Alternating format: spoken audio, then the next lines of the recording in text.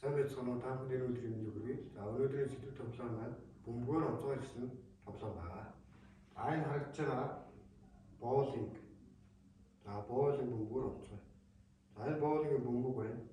За энэ гурван хэлбэрээр зассан. Баймаа байна. За ингээд 1 метрийн зайтай бөмбөг зогсно. За бөмбөгийг баруун уртаа барин. Өгдгөр зүүн гөлийг өгдгөр хагас нуулсан. Муу батрын хохтой урагш бөмбөгийг баруун гараараа хойш нь уушин савж өгнө. Байг сайн харан бөмбөг доогуур өнгөрүүлэн байг онно. Дараагийн алхам маань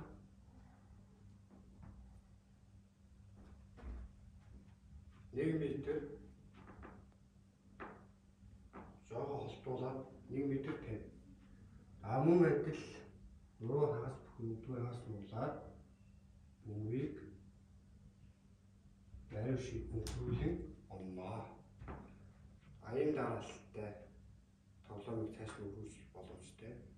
Анхаарлаа хандуулсанд баярлалаа.